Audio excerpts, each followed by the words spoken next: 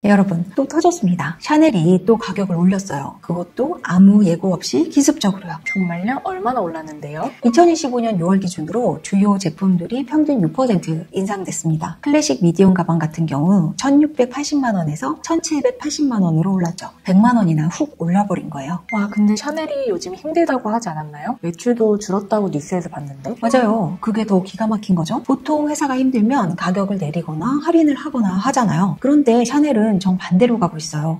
오히려 더 비싸게 팔겠다는 거죠. 그럼 완전 이상하네요. 손님들 반응은 어때요? SNS는 지금 난리예요. 또 올렸네. 이제 진짜 안 산다. 샤넬 미쳤냐? 뭐 이런 댓글들이 폭발하고 있죠. 그런데 재밌는 건 욕하면서도 결국 또 사는 사람들이 있다는 거예요. 그러니까 샤넬이 왜 이러는 거예요? 망해가니까 마지막으로 더 벌어보자는 건가요? 그게 아니에요. 사실 이 가격 인상 뒤에는 샤넬의 엄청난 야망이 숨어 있어요. 최근 5년간 샤넬은 거의 매년 가격을 올렸는데 일부 제품은 3배 이상 올렸거든요. 이게 단순한 물가 상승 때문일까요? 3배요? 그럼 진짜 이상하네요. 뭔가 다른 계획이 있는 건가요? 맞습니다. 샤넬은 지금 에르메스가 되고 싶은 것 같아요. 그냥 명품이 아니라 진짜 최고급 명품으로 올라서려는 거죠. 그런데 이 과정에서 기존 고객들은 떠나가고 매출은 줄어들고 과연 이 전략이 성공할까요? 샤넬의 이 위험한 도박, 그 뒤에 숨겨진 치밀한 전략을 파헤쳐보겠습니다. 자, 그럼 샤넬이 왜 이런 모험을 하게 됐는지부터 알아보죠. 사실 샤넬도 요즘 많이 힘들어요. 아, 그래요? 얼마나 힘든데요? 2024년 샤넬 실적을 보면 충격적이죠. 매출이 전년 대비 4.3% 하락했고 영업이익은 무려 30%나 떨어졌거든요. 특히 아시아 시장, 그중에서도 중국과 한국에서 타격이 컸어요. 30%요? 그럼 진짜 많이 안 팔렸네요. 그렇죠. 더 충격적인 건 한국에서만 34%나 매출이 떨어졌다는 거예요. 그런데 샤넬만 그런 게 아니라 구찌는 더 심각해서 40% 이상 떨어졌고 버버리는 아예 주가가 70%나 폭락했죠. 명품 시장 전체가 지금 빙하기예요.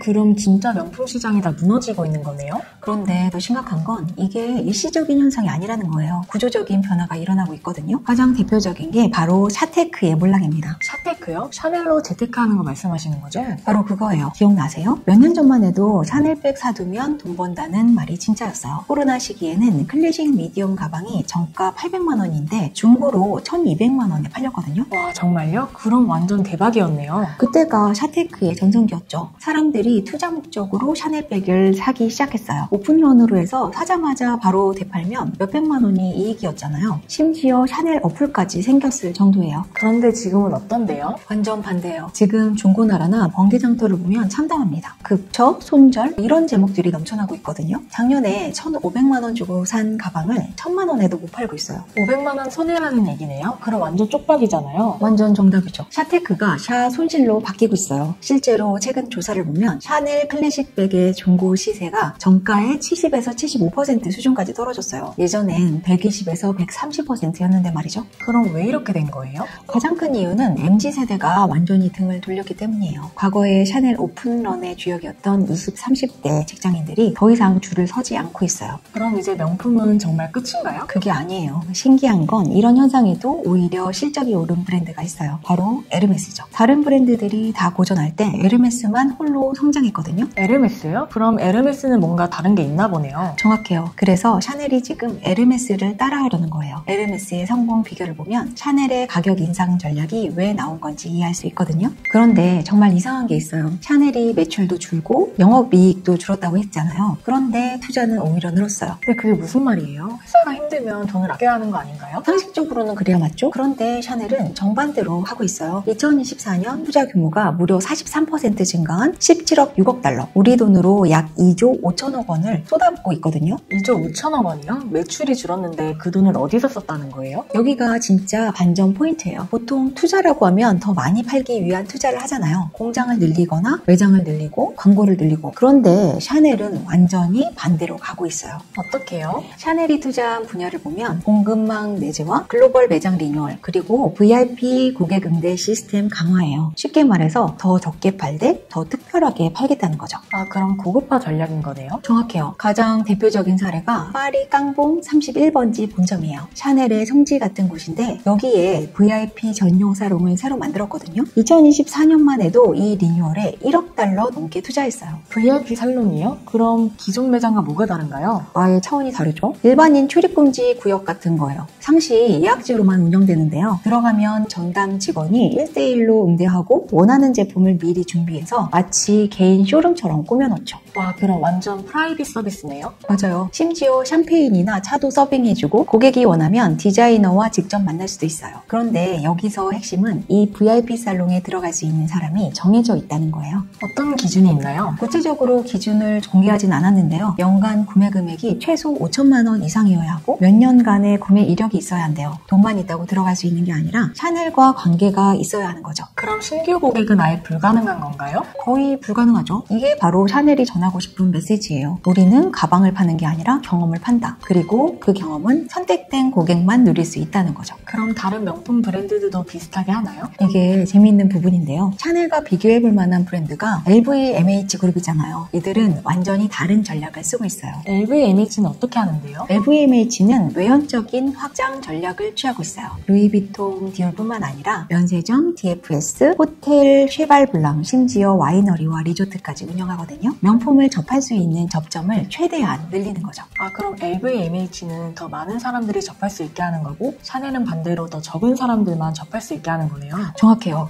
LVMH의 베르나르 아르노 회장은 명품을 민주화하겠다고 했어요. 더 많은 사람들이 명품을 경험할 수 있게 하겠다는 거죠. 반면 샤넬은 명품의 희소성을 지키겠다는 정반대 전략이에요. 그럼 누가 만든 걸까요? 둘 다 나름의 논리가 있어요. 하지만 샤넬이 벤치마킹하고 있는 브랜드가 따로 있어요. 바로 에르메스죠. 에르메스는 어떻게 하는데요? 에르메스는 이미 샤넬이 지금 하려는 걸 완벽하게 하고 있어요. 버킨백을 사려면 구매 이력이 필수고 아무리 돈이 많아도 원하는 것을 바로 살 수는 없어요. 심지어 공급량도 의도적으로 제한하고 있죠. 그럼 샤넬도 에르메스처럼 되려고 하는 건가요? 바로 그거예요. 샤넬이 지금 하고 있는 투자를 보면 에르메스 전략과 거의 비슷해요. 생산 공정을 더 통제하고 매장 경험을 더 특별하게 만들고 VIP 고객 관리를 강화하고 구체적으로 어떤 투자를 하고 있어요? 첫째, 공급망 내재화에 5억 달러를 투자했어요. 이전에는 외주업체에 맡겼던 생산 과정을 직접 관리하겠다는 거죠. 둘째, 인도와 멕시코 같은 신흥 부자 시장에 프리미엄 매장을 새로 열었고요. 신흥 시장이요? 그럼 고급화와 모순되는 거 아닌가요? 그게 아니라요. 이 매장들도 모두 VIP 전용이에요. 일반 매장이 아니라 초고액 자산가들을 위한 프라이빗 부티크 형태로 운영되거든요. 예를 들어 뭄바이의 새로 연 매장은 입장 자체가 초대제예요. 아, 그럼 정말 에르메스랑 똑같네요. 그런데 과연 될까요? 샤넬이 에르메스처럼 될 수 있을까요? 글쎄요, 어려울 것 같은데요? 그게 핵심 질문이에요. 에르메스는 처음부터 그런 브랜드였어요. 1837년 마국간에서 시작해서 200년 넘게 수공의 전통을 이어온 브랜드거든요. 반면 샤넬은 지난 몇십 년간 대중적인 럭셔리를 추구해왔어요. 아, 그럼 브랜드 정체성이 다르다는 얘기네요? 정확해요. 더 중요한 건 고객들의 인식이에요. 사람들은 에르메스 버킨백을 평생 한번 살까 말까 하는 특별한 것으로 봐요. 하지만 샤넬은 좀 비싸긴 하지만 노력하면 살 수 있는 것으로 인식되어 왔거든요. 바로 그 지점이 샤넬의 가장 큰 도전이에요. 실제로 지금 일어나고 있는 일이거든요. 기존 중산층 고객들은 샤넬이 왜 이렇게 까칠해졌어? 라는 불만을 가지고 있고 새로운 초고액 고객들은 샤넬이 에르메스만큼 특별해? 라고 의심하고 있어요. 그런데 사실 샤넬이 하고 있는 게 단순한 가격 인상이 아니에요. 더 본질적인 변화가 일어나고 있거든요. 어떤 변화요? 과거의 샤넬을 생각해보세요. 누구에게나 열려 있었잖아요. 백화점 가서 줄만 서면 살 수 있었고 돈만 있으면 누구든지 고객이 될 수 있었어요. 맞아요. 그래서 오픈룸도 하고 샤프구도 생겼던 거죠. 그런데 이제 완전히 달라졌어요. 샤넬이 접근 자체를 어렵게 만들고 있거든요. 가격을 올리는 것보다 더 강력한 방법으로요. 어떻게요? 최근에 샤넬 매장에서 완전 판을 뒤엎는 변화가 일어나고 있어요. 인기 제품에 대해서 제품은 입고됐지만 지금 판매는 어렵습니다. 우선순위 고객부터 연락을 드리고 있습니다. 라는 응대를 듣는 경우가 늘어나고 있다고 해요. 그럼 돈이 있어도 못 사는 건가요? 샤넬이 공식적으로 VIP 등급제를 운영한다고 밝히지는 않았어요. 하지만 구매 이력이나 고객 관리 시스템을 통해서 우선 응대 순서를 정하는 관행은 분명히 존재하는 것 같아요. 그럼 명확한 규칙은 없지만 느껴지는 기준은 있다는 얘기네요? 정확해요. 과거에는 고객이 브랜드를 선택했다면 이제는 브랜드가 고객을 선택하는 시대로 바뀐 거예요. 샤넬이 우리 브랜드에 맞는 고객이 누구인지 골라내기 시작한 거죠. 그럼 이런 방식이 어디서 나온 건가요? 바로 에르메스에서 가져온 거예요. 에르메스의 시스템을 보면 구매 이력 쌓기, 대기 명단 등록, 매장 상담, 그 다음에 구매 가능 뭐 이런 단계를 거쳐야 해요. 아, 그 유명한 에르메스 대기 명단 시스템이요? 맞아요. 낀백 하나 사려면 담당 셀러가 불러주기를 기다려야 하잖아요. 그런데 샤넬도 이제 비슷한 구조를 만들어가고 있어요. 제품 정보 비공개, 리미티드 제품 증가, 그리고 VIP 우선 안내. 그럼 샤넬도 이제 에르메스처럼 기다려야 하는 건가요? 아직 그 정도는 아니지만 방향성은 똑같아요. 에르메스가 사려면 자격이 필요하다라면 샤넬은 자격 있는 사람이 우선이다 라는 메시지를 은근히 전하고 있는 거예요. 근데 고객들 반응은 어때요? 완전히 갈렸어요. 기존 고객들은 샤넬이 갑자기 왜 이래? 라고 당황하고 있고 일부는 아예 다른 브랜드로 떠났어요. 특히 MZ세대들의 이탈이 심하고요. 그럼 손해 아닌가요? 단기적으로는 그럴 수 있죠. 하지만 샤넬이 노리는 건 다른 계층의 고객이에요. 정말 돈이 많은 사람들, 그러니까 특별 대우를 받고 싶어하는 사람들 말이죠. 오히려 어렵게 구할수록 더 갖고 싶어하는 심리를 노린 거네요. 정확해요. 실제로 일부 VIP 고객들의 반응을 보면 이제 샤넬이 진짜 특별해졌다라는 평가가 나오고 있어요. 누구나 살 수 있었던 브랜드에서 선택받은 사람이 우선인 브랜드로 바뀌니까 오히려 만족도가 높아진 거죠. 그럼 이 전략이 성공하고 있는 건가요? 아직 초기 단계지만 몇 가지 긍정적인 신호가 있어요. 첫째, 중고시장에서 샤넬 제품의 가격 하락폭이 다른 브랜드보다 적어요. 둘째, VIP 고객들의 재구매율이 올라갔고요. 그럼 샤테크가 다시 살아나는 건가요? 완전히 살아난 건 아니지만 적어도 바닥은 찍은 것 같아요. 무엇보다 중요한 건 샤넬이 투기 대상에서 소장 대상으로 인식이 바뀌고 있다는 거예요. 어떤 차이가 있나요?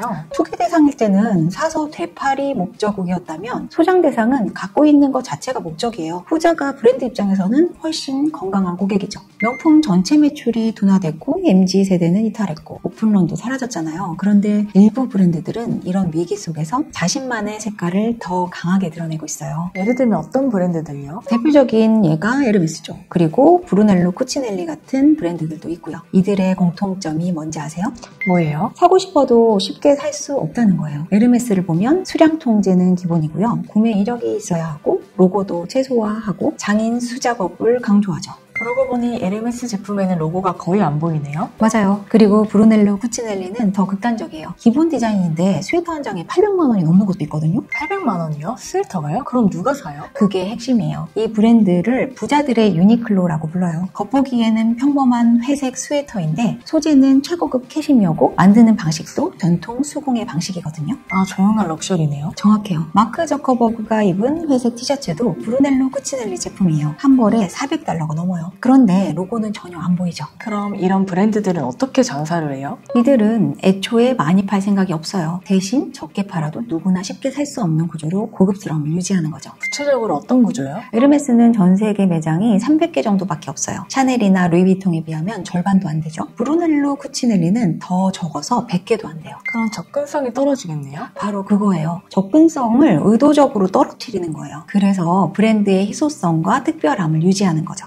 그럼 샤넬도 그런 방향으로 가고 있는 건가요? 맞아요. 샤넬이 지금 하고 있는 건 이런 브랜드들을 카피하는 게 아니라 그 리그에 진입하려는 거예요. 어떤 차이가 있어요? 카피는 겉모습만 따라하려는 거고 진입은 시스템 자체를 바꾸려는 거예요. 샤넬이 VIP 응대를 강화하고 리미티드 제품을 늘리고 희소성 마케팅을 하는 것도 다 이 때문이에요. 그럼 가격 인상도 그런 전략의 일부인 거네요? 정확해요. 가격 인상이 단순히 수익을 늘리려는 것이 아니라 고객을 필터링하는 장치로 사용되고 있는 거죠. 브랜드를 더 좁고 강하게 만드는 전략이에요. 그럼 수요가 줄어드는 건 오히려 좋은 거예요? 샤넬은 이제 수요가 줄어드는 걸 두려워하지 않아요. 오히려 줄어든 수요 속에서 브랜드의 무게를 키우려고 하는 중이죠. 브랜드의 무게요? 브랜드가 가진 상징성과 특별함을 말하는 거예요. 많은 사람이 가지면 특별하지 않잖아요. 반대로 소수만 가질 수 있다면 더 특별해지고요. 그런데 사실 이런 변화가 일어나는 가장 큰 이유는 소비자들이 먼저 바뀌었기 때문이에요. 소비자들이요? 어떻게 바뀌었는데요? 특히 MZ세대가 180도로 바뀌었죠. 예전에는 명품하면 로고 크기가 중요했잖아요. 로고가 클수록 비싸 보이고 그게 사회적인 신분을 나타내는 거였고요. 맞아요. 로고가 잘 보여야 명품 같았죠. 그런데 지금 MZ는 정반대예요. 로고가 크면 부담스럽다? 오히려 없어야 고급스럽다는 인식으로 바뀌었어요. 정말요? 그럼 명품을 왜 사는 거예요? 명품 소비 자체가 남 보이기에서 나 만족하기로 진화한 거죠. 남들이 알아봐 주길 바라는 게 아니라 내가 좋아서 사는 거예요.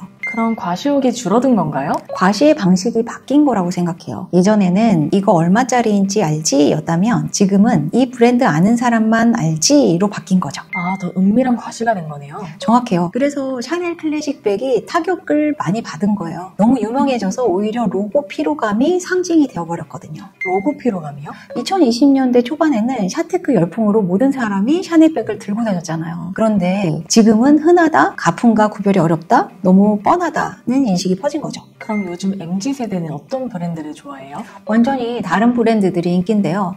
더로우라는 브랜드 아시잖아요. 마고백이나 하프문백이 대표적인 건데 로고가 아예 없어요. 로고가 없으면 어떻게 명품인지 알아요? 그게 핵심이죠. 절제된 미학과 완벽한 실루엣으로 승부하는 거예요. 일종의 명품 암호가 된 거예요. 같은 취향끼리만 알아보는 시크릿 코드죠. 다른 브랜드는 어때요? 로로피아나의 엑스트라 포켓백도 인기죠. 이 브랜드는 원단과 실루엣에만 집중해요. 최소한의 디자인인데 가격은 샤넬보다 비싸요.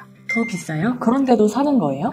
그리고 델보나 모이나 같은 브랜드도 인기예요. 이런 브랜드들은 나만 아는 유럽 전통 럭셔리 브랜드라는 매력이 있죠. 다 로고가 없네요. 맞아요. 요즘 명품은 조용하게 아주 비싸게 존재한다는 거예요. 로고도 어필하는 게 아니라 브랜드 철학과 품질로 승부하는 거죠. 그럼 샤넬은 뒤처진 건가요? 그래서 샤넬이 지금 변화하고 있는 거예요. 로고 명품에서 자격 명품으로 전환하는 거죠. 자격 명품이요? 정보를 제한하고 프라이빗 응대를 강화하고 리미티드 전략으로 체질을 바꾸고 있어요. 샤넬이 소비자 트렌드를 정확하게 읽고 반응하는 거죠. 그럼 성공할 수 있을까요? 핵심은 진정성이죠. 더로우나 로로피아나는 처음부터 그런 브랜드였어요. 하지만 샤넬은 수십 년간 로고를 앞세운 브랜드였잖아요. 그럼 어려울 수도 있겠네요. 맞아요. 하지만 샤넬에게는 한 가지 장점이 있어요. 코코 샤넬의 철학 자체가 보여주지 않아도 우아한 여성이었거든요. 아, 그럼 원점 회귀인 건가요? 그렇게 볼 수도 있어요. 샤넬은 이제 더 이상 보이기 위해 존재하지 않으려고 해요. 보여주지 않아도 괜찮은 사람을 위한 브랜드가 되려는 중이죠. 결국 샤넬이 바꾸려는 건 가격이 아니라 브랜드 포지션이에요. 브랜드 포지션이요? 모두가 아는 브랜드에서 선택된 사람만 어울리는 브랜드로 재정의하려는 거죠. 그럼 성공할까요? 그런데 소비자들도 가만히 있지 않잖아요. 명품이라면 우리도 질문할 수 있거든요. 정말 샤넬백이 이 정도 값어치가 있나? 라고 말이에요.